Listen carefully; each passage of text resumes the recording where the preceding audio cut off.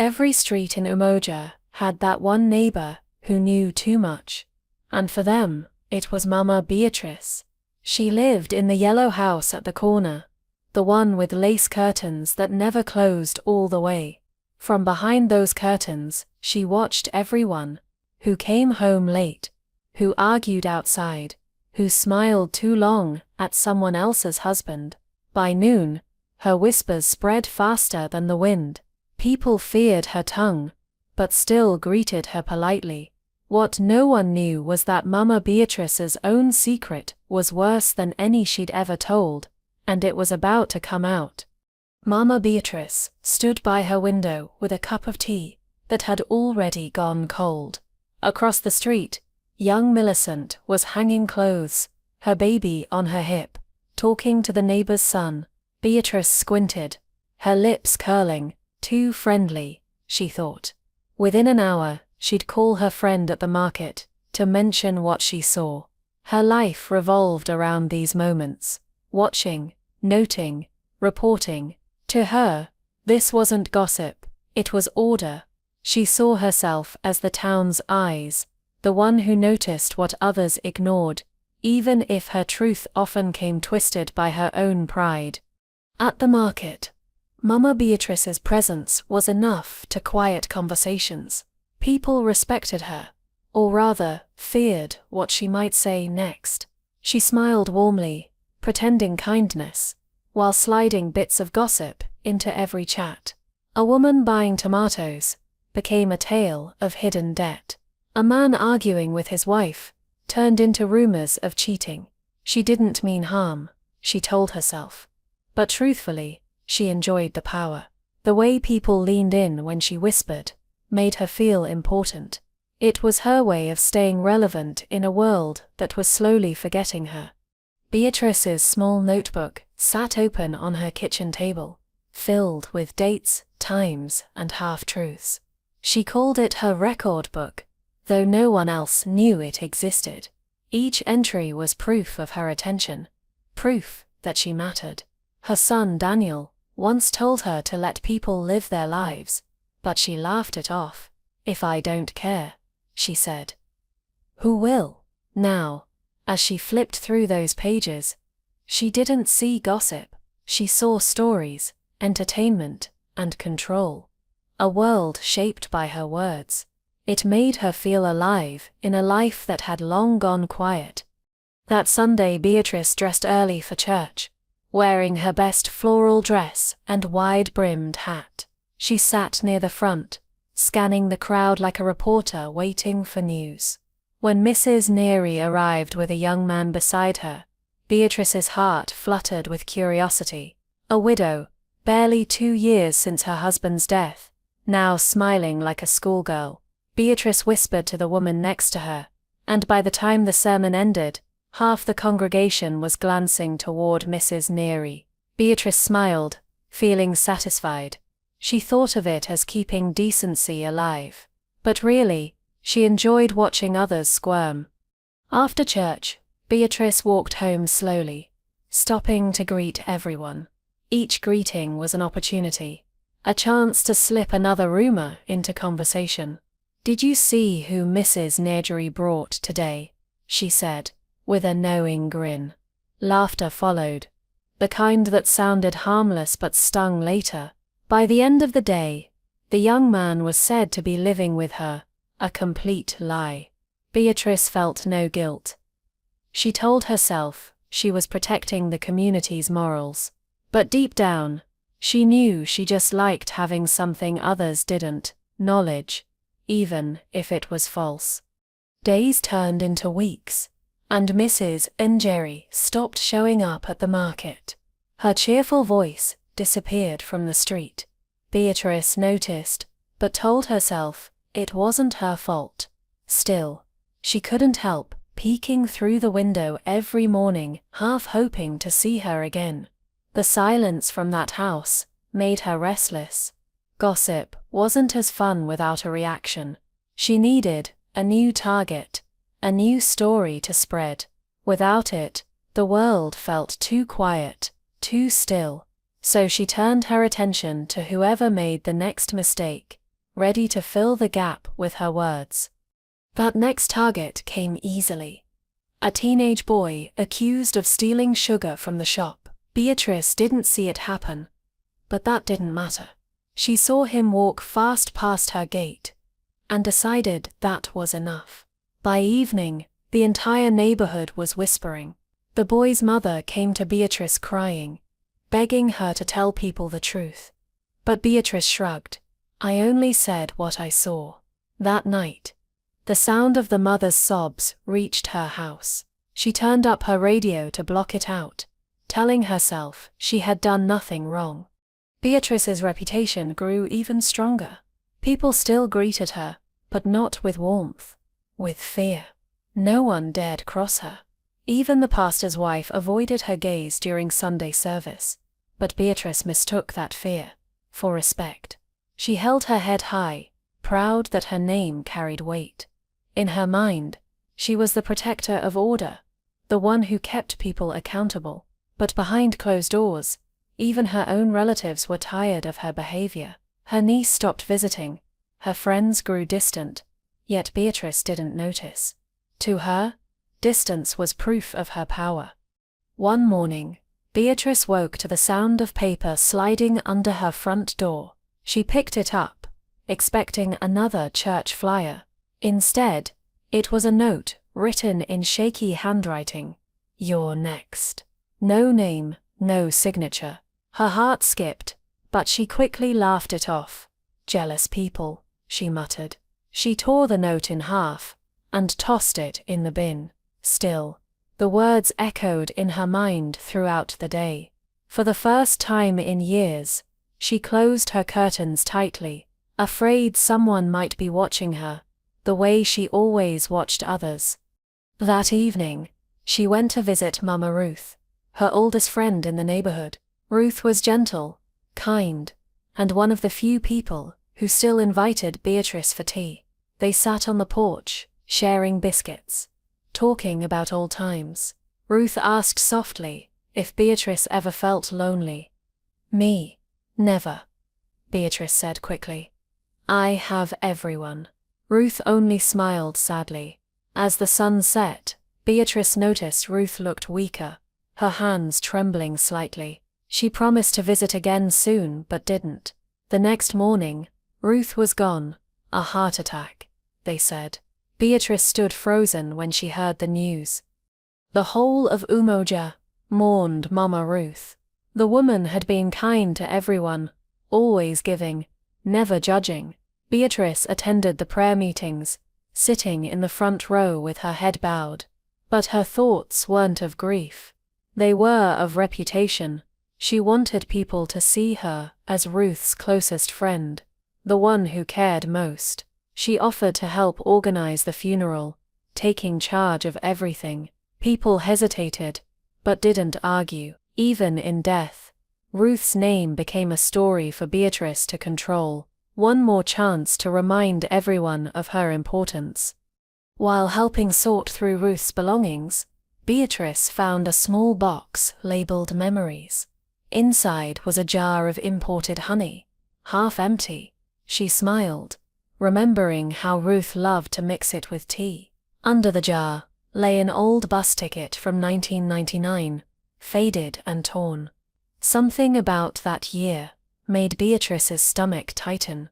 She remembered that trip, the secret, the lies, the favor she demanded from Ruth afterward. The ticket felt heavier than paper. She quickly put it back, glancing around as if someone had seen her, even though she was alone in the room. That night, Beatrice couldn't sleep. The sound of a distant bell from the nearby church echoed through the quiet streets. Each ring reminded her of Ruth.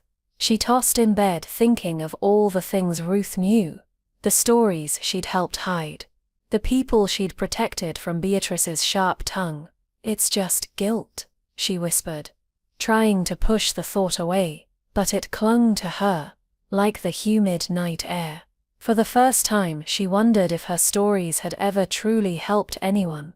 The bell stopped ringing, but the unease didn't fade. The next morning, Beatrice tried to return to her routine. She swept her yard, watered the plants, and sat by the window. But people walking by didn't wave anymore. A few crossed the street, instead of passing her gate. She told herself they were grieving Ruth. Yet deep down, she felt something shifting. The respect she thought she owned now felt like silence. She wanted to talk to someone, anyone, but no one stopped. Even her usual market companion looked away. For once Beatrice had no one to listen, and that quiet felt louder than any gossip she'd ever spread. 2 days before the funeral, the pastor visited Beatrice. He asked if she'd speak on behalf of the community, share some words about Ruth's life. Beatrice smiled proudly, saying it would be her honor. As soon as he left, she began planning her speech, writing lines that made her sound kind and loyal. She imagined the crowd nodding, maybe even shedding tears. She wanted to be remembered as Ruth's closest friend, the woman who stood by her. What she didn't realize was that her moment to speak would also become the moment her world would fall apart. Quiet beat. That night, Beatrice sat at her dining table, rehearsing her speech aloud. The words sounded smooth, almost sincere. She practiced smiling, lowering her voice in the sad parts. Then she paused and stared at her reflection in the dark window. The woman staring back looked older, tired, lonely. She whispered, "You did nothing wrong," trying to convince herself. Her eyes shifted toward the jar of honey on the counter. She added a spoonful to her tea, tasting it slowly. It was too sweet, almost sickening. Yet she kept drinking, needing something to fill the silence. The day of the funeral arrived. The church was packed, filled with people carrying flowers and sadness. Beatrice wore her finest outfit. Adjusting her scarf in the mirror one last time, she walked in with confidence, holding her head high. But she could feel it. The eyes. People watched her. Not warmly but cautiously. She smiled anyway, pretending not to notice. She took her seat in the front row near Ruth's coffin. For a moment she reached out and touched the wood gently, whispering, "Rest well, my friend." Her voice trembled, though she didn't know why.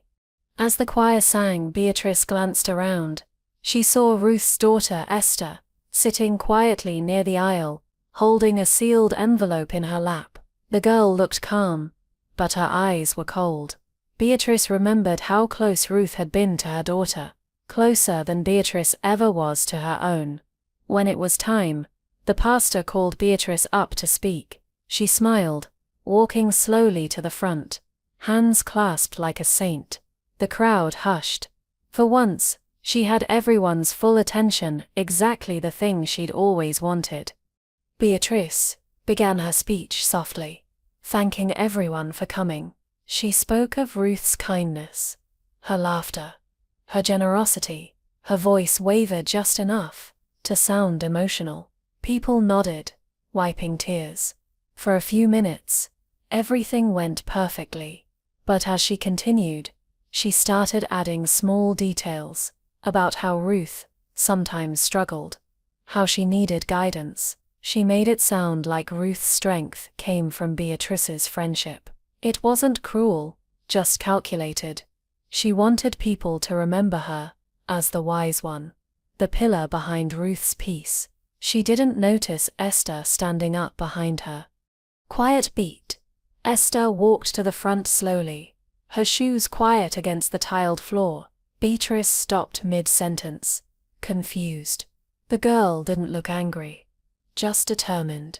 She unfolded the envelope carefully, as if handling something sacred. "My mother left a letter," she said. Her voice was calm, but every word felt heavy. Beatrice tried to smile, but her throat felt dry. The church went silent, the air thick. Esther's hands trembled slightly as she began to read. The first line made Beatrice's stomach twist. The words weren't about Ruth's life. They were about Beatrice. The letter began with kindness, describing Ruth's appreciation for the people around her. Then, the tone shifted. "There is one person I must speak of honestly before I leave this world." Esther read. The name came next. Mama Beatrice. A wave of murmurs filled the church. Beatrice froze, her heart pounding. She wanted to speak, but no sound came out. Esther continued reading. The letter described years of friendship, tainted by control and fear. Ruth had written how Beatrice once used her secret against her, how she had blackmailed her to keep her quiet. Beatrice's breath caught. She felt heat rise in her face as Esther read details only Ruth could have known. The crowd shifted uncomfortably. Some gasped. Others stared at Beatrice waiting. The letter told of a time long ago, when Ruth had fallen in love with a married man, a mistake she regretted, but instead of offering comfort, Beatrice had used it to manipulate her, threatening to expose her unless she did what Beatrice wanted. Beatrice remembered it all now, every word, every threat. It wasn't gossip that day, it was cruelty. Esther's voice trembled, but didn't stop. She said, "You held that mistake over her for years," she read. "You said it was to protect her. But we both know it was for control." The crowd was silent, eyes wide. Beatrice's mind raced. She thought about denying it, but the letter was too detailed. Her knees felt weak. The pastor lowered his head. For once Beatrice's own story was being told, and she couldn't edit a single word. She looked at Ruth's coffin, and felt something she hadn't felt in years. Shame. Esther folded the letter, and stepped away. The silence that followed felt endless. No one spoke. No one comforted Beatrice. She tried to move, but her body wouldn't obey. She could feel every stare like a weight pressing on her chest. For years, she told herself her words didn't hurt anyone. Now she saw the faces of the people she'd humiliated. Their expressions weren't angry. They were disappointed. The truth had finally found her, and it was far louder than any gossip she'd ever spread. Beatrice sat down slowly, her hands trembling. She looked around, hoping someone would defend her. But no one did. The crowd began to whisper. The same way she used to whisper about them. It was almost poetic, if it hadn't been so painful. Esther left the church without looking back. Beatrice felt cold, as if all warmth had drained from the room. She wanted to cry, but the tears wouldn't come. All she could think of were Ruth's last words in that letter. "May truth finally set us both free." Beatrice left the church before the service ended, her steps unsteady. Outside, the sunlight felt too bright, almost mocking. She could hear people murmuring behind her, their voices sharp and low. Every word she'd ever said about others now echoed back at her, in twisted form. "Did you hear what she did?" someone whispered. She walked faster, gripping her purse tightly. For once, she wished for invisibility. The woman who once couldn't stay quiet now had nothing left to say. The truth she'd buried for years had finally been dug up for everyone to see. Back home, Beatrice shut her door and leaned against it, trembling. Her house felt colder than usual. The lace curtains, once her hiding place, now looked ridiculous. She pulled them closed completely, locking herself away from the world she once ruled. Her phone buzzed again and again, messages, calls, all ignored. She sat on her couch, her heart heavy with shame. The notebook on her table stared back at her. Every line of gossip suddenly looked like evidence of cruelty. She picked it up and threw it into the bin, as if destroying it could erase her sins. By evening, the story had spread across Umoja. People who once laughed with her now gossiped about her the same way she had done to them. So, the Queen of Rumors had her own secrets. One neighbor said, loudly enough for her to hear through the wall. She sat frozen, listening to her own medicine being served. The sting of it burned worse than she expected. For years, she had believed words couldn't truly hurt. Now she knew better. Silence had always been her weapon, but today, it felt like her punishment. That night, Beatrice walked into her kitchen and saw the jar of imported honey on the counter. She opened it, staring at its golden color under the dim light. She remembered how Ruth used to say, "Sweet things hide bitterness underneath." She dipped a spoon into the jar, but couldn't bring herself to taste it. The guilt was too strong.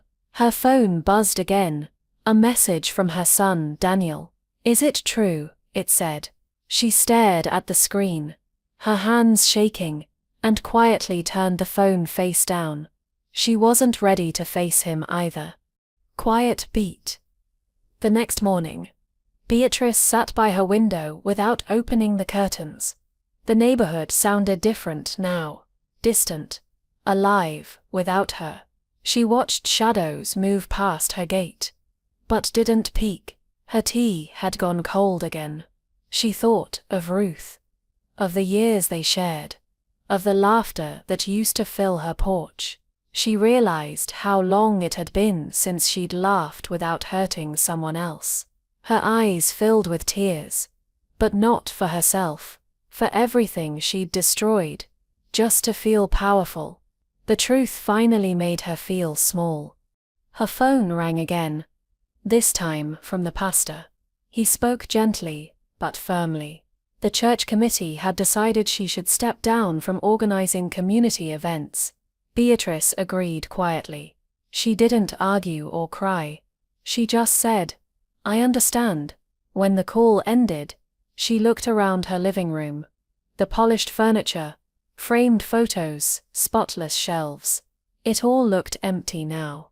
The silence pressed on her like a weight. For the first time in her life, no one needed her words. The woman who always filled the air with chatter now had nothing left to offer.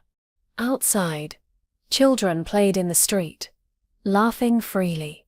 Beatrice used to scold them for being too loud, but now the sound felt comforting, almost healing. She thought about going outside, maybe to the market, just to walk among people again, but fear held her back. What would they say? What looks would they give her? Instead, she stayed seated, clutching the edge of her chair. She had spent her life chasing stories about others. Now she was the story. The realization sank deep. The same mouths that once listened now spoke her name with disgust.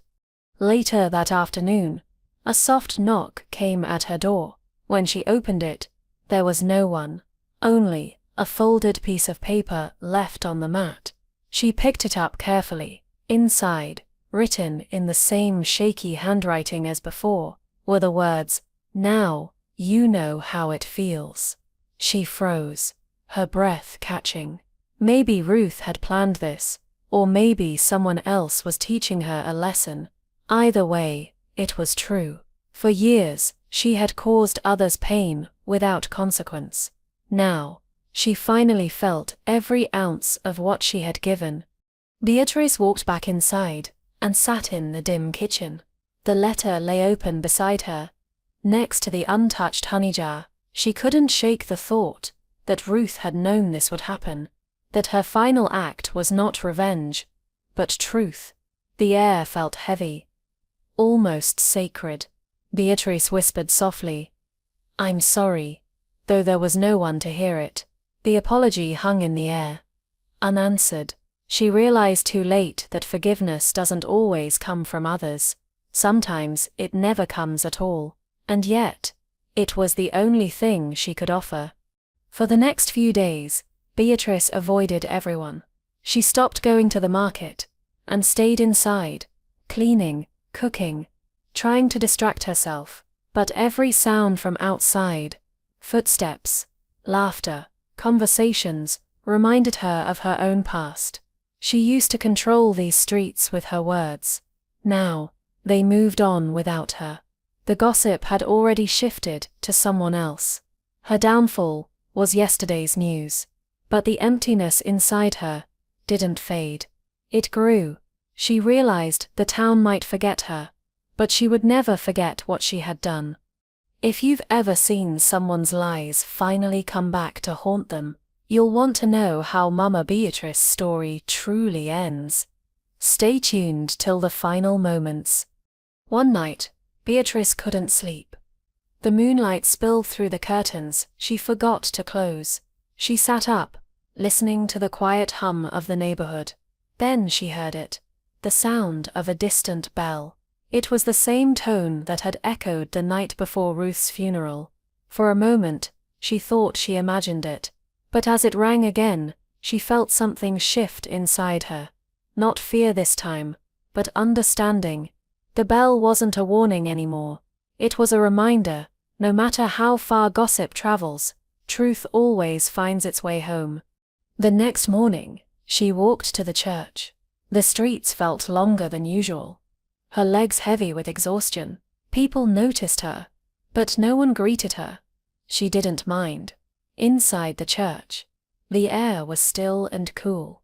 She lit a candle and stood quietly in front of it, eyes closed. She didn't pray for forgiveness. She prayed for courage. Courage to face the people she had hurt. Courage to stop hiding. The small flame flickered gently, and for the first time she felt peace. Fragile, but real. Maybe it was time to stop running. On Sunday, Beatrice dressed in plain clothes and walked to the market square. She stood near the fountain, where she had once shared every rumor that shaped the town. People glanced her way, but didn't approach. She waited until the noise quieted, then began to speak. Her voice trembled at first, but grew steadier. She didn't defend herself. She simply told the truth, how she'd lied, how she'd hurt people, how it had all started from jealousy and loneliness. The words came like a release. Every sentence lifted a little weight from her chest. At first, no one reacted. Faces stayed blank, uncertain, but slowly, the crowd began to listen. Some shook their heads, others crossed their arms. Yet Beatrice didn't stop. She spoke about Ruth, about the letter, about the woman she used to be. The more she spoke, the lighter she felt. It wasn't forgiveness she wanted, just honesty. For years, she had shaped stories to control others. Now, she was reshaping her own. When she finally stopped, the silence that followed was deep and strange. Not hateful, not kind, just real. When Beatrice walked home afterward, no one spoke to her, but no one spat or mocked either. It was as if the town didn't know what to do with a person who finally told the truth. She didn't expect applause. She just felt tired. In a peaceful way.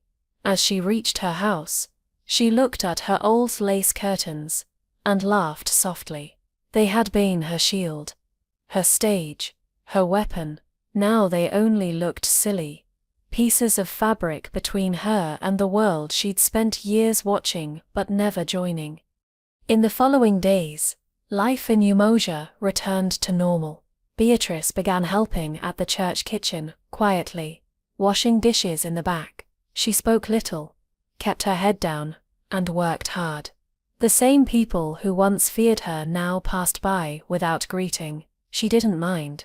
She didn't need attention anymore. For the first time, she felt content just doing something kind without reward. Every clean plate felt like a small step toward peace, a way to rebuild the life she had broken, piece by piece, without demanding anyone's trust in return. One afternoon, the pastor stopped by the kitchen. He didn't mention the past, only asked how she was doing. "Better," she said quietly. He nodded and left her to her work. That simple exchange felt heavier than any confession. Beatrice realized forgiveness wasn't always spoken out loud. Sometimes, It was shown in how people stopped avoiding your eyes. When she walked home that evening, she noticed the sky turning gold over the rooftops. For the first time in years, she didn't rush inside. She just stood there, breathing in the evening air, letting it settle her heart. She started visiting Ruth's grave once a week. Each time, she brought a small flower or lit a candle, saying nothing. The silence between them felt like an understanding. "You were right," she whispered, once, kneeling by the headstone. "Truth has a long memory." She smiled faintly, brushing dirt from the carved name. The guilt didn't vanish, but it hurt less now. It had turned into something else. Wisdom, maybe. She couldn't undo what she'd done, but she could stop adding new harm. That, she thought, might be enough for the rest of her days. Back at home, Beatrice opened her windows again. She sat by them, not to spy, but to feel the world outside. The children's laughter didn't annoy her anymore. The neighbors' chatter didn't invite curiosity. It sounded like life carrying on. The same sounds she once twisted into stories now felt like background music to something normal and pure. She realized she didn't need to know everyone's secrets. Sometimes peace came from not knowing, from minding her own quiet corner and letting others live freely, without her shadow hanging over them. A few weeks later, Beatrice received a visit from Esther. The young woman stood at the gate, uncertain. Beatrice invited her in for tea. They didn't talk about the letter, or Ruth, or the past. They just sat quietly, sipping from chipped cups, the air heavy, but not hostile. When Esther left, she said softly, "My mother would be glad you came today." Beatrice nodded, unable to speak. That night, she cried for the first time. Not from shame, but relief. Maybe, she thought, even broken bridges can still be crossed. Days turned into months. The gossip about Beatrice faded, replaced by new dramas, new stories. But this time, she wasn't part of them. She became invisible, and she found she liked it that way. Her days were simple. Tea in the morning, chores, church work, and quiet evenings by the window. The woman who once thrived on noise had finally found comfort in calm. The world outside her curtains still turned, still buzzed with rumors, but she no longer cared to listen. Peace, she learned, isn't the absence of noise. It's the choice to stay silent. One morning, as she walked past the market, she heard two women whispering about someone else. The urge to join in flickered inside her, familiar and dangerous. But she smiled instead, kept walking, and bought vegetables without saying a word. It felt good to let a rumor die without her help. Change didn't erase who she was. It only reminded her how far she'd come. She knew she'd never be loved by everyone again, but she didn't need to be. Sometimes, doing better quietly was its own kind of redemption. That evening, Beatrice returned home and found a small basket on her doorstep. Inside were fresh flowers and a jar of honey, the same kind Ruth used to buy. There was no note, just a small red ribbon tied around the lid. She held it gently, her throat tightening. Maybe it was from Esther. Maybe it was from someone who'd seen her trying. She placed it on her shelf, not as a reminder of guilt, but as proof that people can change. Even after the damage is done, the sweetness didn't sting anymore. Later that night, she sat by her open window. The sound of the church bell rang again, steady and clear. This time, it didn't bring guilt or fear, only peace. Beatrice closed her eyes, listening. She thought of Ruth, of Esther, of all the lives she'd touched and hurt, and finally respected. The air smelled of rain and earth, fresh and forgiving. She realized the bell wasn't calling her to confession anymore. It was calling her to rest. The town would move on, as towns always do. And that was enough. As dawn broke, The first light touched the yellow walls of her house. Beatrice sat quietly with her tea, watching the street outside. The world looked softer now. Not because it had changed, but because she finally had. She no longer needed to know every secret or hold every story. Her own story was enough. With all its scars and lessons, when a young boy waved from the road, she smiled back, genuinely. For once no whispers followed her name, only calm, and in that silence, Mama Beatrice finally found peace.